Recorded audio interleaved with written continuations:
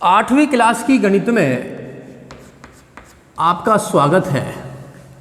Class 8वीं की अपन प्रश्नावली 2.2 करने जा रहे हैं। गणित में हम प्रश्नावली 2.2 करने जा रहे हैं। कल भी आपने भैया बहनों 2.2 ही पढ़ी थी, आपको ध्यान होगा। आज अपन एक बार पुनः 2.2 के बारे में बातचीत कर रहे हैं। इस 2.2 में अपन देखेंगे, कल बताया था मैंने आपको कि समीकरण अपन को बढ़ाने पड़ेंगे और समीकरणों को बढ़ा के अपन को उत्तर भी निकालना पड़ेगा। तो इसमें क्वेश्चन लिखे हुए हैं। पहला क्वेश्चन है, दो संख्याओं में अनुपात 5:3 है, यदि उनमें अंतर 18 है तो संख्याएं ज्ञात कीजिए। पहला सवाल देखिए, दो संख्याएं हैं, अनुपात उनमें 5 और 3 का है, तो कहेंगे माना पहली संख्या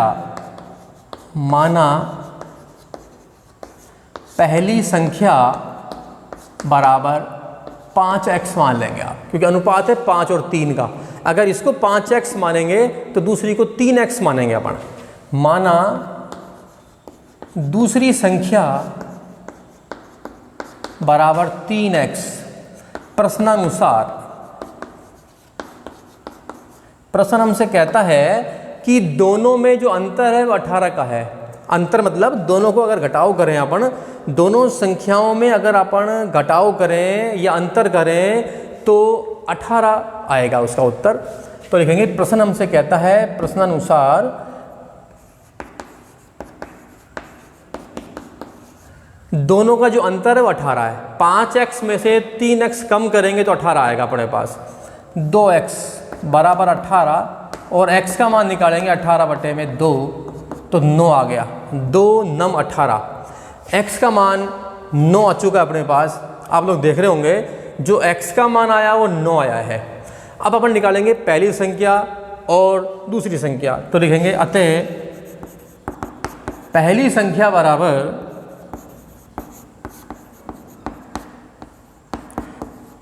जो कि अपने पास 5x है, 5 गुणा 5 और x के बीच में निशानी तो गुणा माना जाएगा। x का मान 9 आया है तो 9 लिख देंगे, यानी कि 45 होगी पहली संख्या। और दूसरी संख्या 3x है, 3 गुणा में 9 27 आ गई। अगर दोनों में अंतर करेंगे तो 18 का ही आएगा, आप लोग देख रहे होंगे। इस तरह से अपन ने समीकरण बनाया, उत्तर निकला, अपना काम हो गया है। अगला सवाल देखते हैं अपन। क्वेश्चन नंबर 2 कह रहा है 3 लगातार पूर्णांकों का योग 51 है। सवाल हमसे कह रहा है 3 लगातार पूर्णांक हैं, उन तीनों का योग 51 है। तो हम कहेंगे माना पहला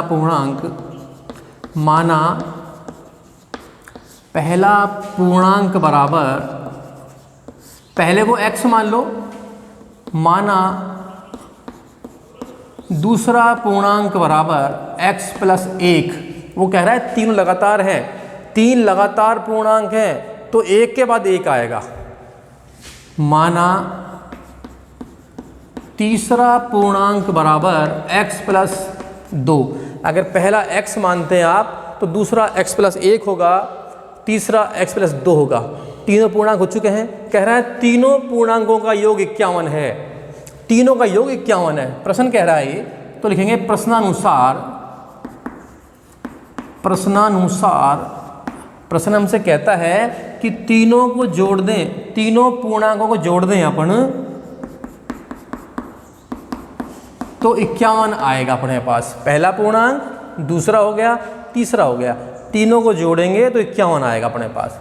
x x x 3x हो गए और 2 और 1 3 हो गया। ये भी 1 के बराबर x, ये भी 1 के बराबर, ये भी, तो 3x हो चुके हैं। ध्यान दे रहे होंगे आप। 3x बराबर 51 - 3। 3 को वहाँ भेज देंगे हम, इसमें कर रहे हैं पक्षांतर। 3x ठीक है, 51 भी ठीक है, 3 को वहाँ भेज दिया, 3 माइनस के हो गए हैं। 3x बराबर 51 3 को कम कर दो, 48 बच गए। 51 - 3 48 बच गए हैं, 48 बच गए हमारे पास।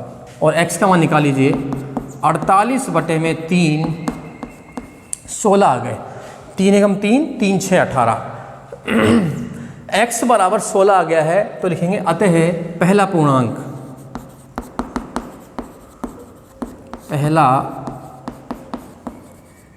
बराबर, पहला पूर्णांक हमने x माना है और x का मान 16 आया है तो पहला पूर्णांक 16 हो गया।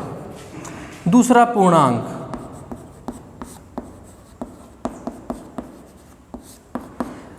उसमें 1 प्लस हो रहा है, पहला पूर्णांक जो x है वो 16 है, फिर प्लस 1 हो रहा है तो कितना हो गया, 17 हो गया है वो। तीसरा पूर्णांक उसमें 1 और जोड़ दो, 17 में जोड़ेंगे 18 हो जाएगा। पहला पूर्णांक 16 है, दूसरा 17 है और तीसरा 18 है। इस तरह से तीनों पूर्णांक आ चुके हैं। अगर तीनों को जोड़ेंगे अपन तो 51 ही आएगा अपने पास में। आप जांच भी उनकी कर सकते हैं। इस तरह से हमने देखा कि 2.2 में समीकरण पहले बनाने पड़ेंगे अपन को, फिर उनको हल करना पड़ेगा। इस तरह से अपन सवाल करेंगे। कुछ इस तरह के सवाल और भी हैं इसमें, आप लोग उनका करने का प्रयास करेंगे और अभ्यास कर ही रहे होंगे आप। मैं रोजाना अभ्यास की बातें कर रहा हूँ आपसे, आप लोग अभ्यास में लगे रहें, अभ्यास को ना छोड़ें। That's all.